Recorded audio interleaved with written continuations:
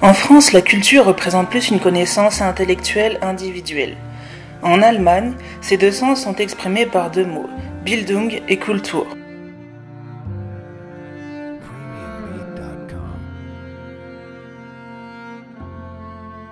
On retrouve beaucoup de traces de culture allemande dans les pays européens, car les limites de son territoire ont énormément fluctué à travers les siècles.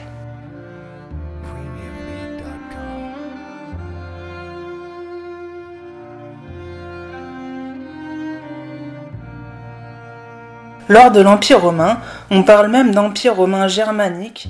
L'Allemagne est divisée en plus de 400 États.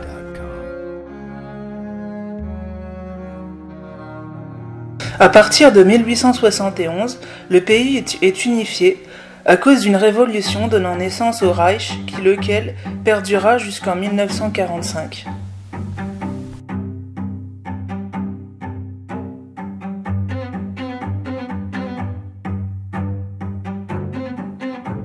D'ailleurs, après la Seconde Guerre mondiale, on parle d'une Allemagne européenne et non d'une Europe allemande.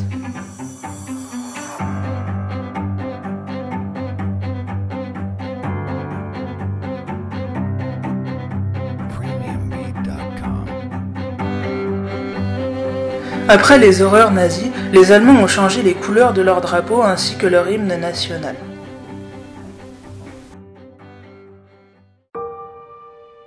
Historiquement parlant, il paraît que les populations parlant les langues germaniques seraient originaires du Jutland, une péninsule au Danemark, mais cela remonterait vers -750 avant Jésus-Christ.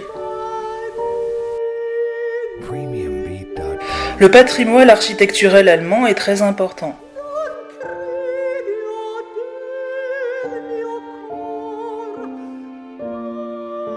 Près de 30 lieux ont été classés par l'UNESCO,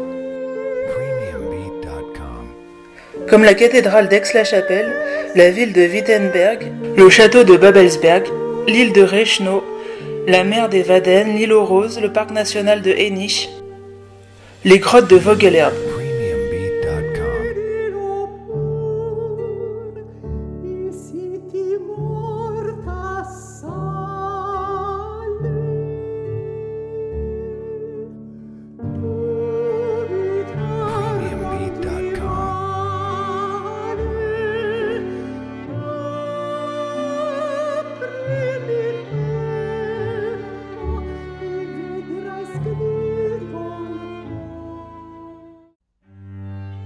L'art carolingien et l'art ottonien ont beaucoup influencé des sculpteurs comme Toby Brader ou encore Heinz Backhofen.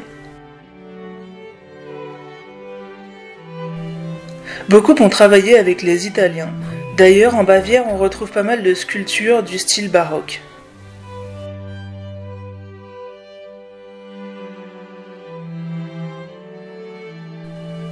En ce qui concerne la peinture, les œuvres fleurissent à partir du XVe siècle grâce à l'école de Cologne, souvent influencée par la gravure sur bois avec des thèmes tragiques.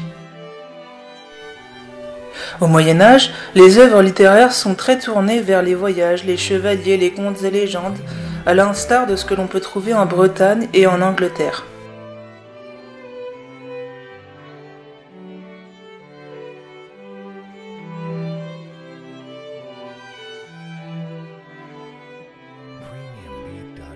Le joueur d'échecs de Stefan Zweig et le parfum de Patrick Süskind font partie des classiques de la littérature allemande.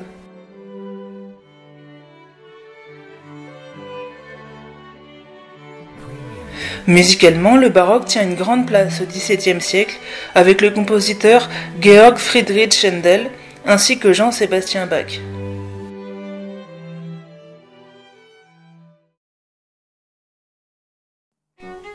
Au XXe siècle, des artistes comme Kurt Weill révolutionnent la musique classique.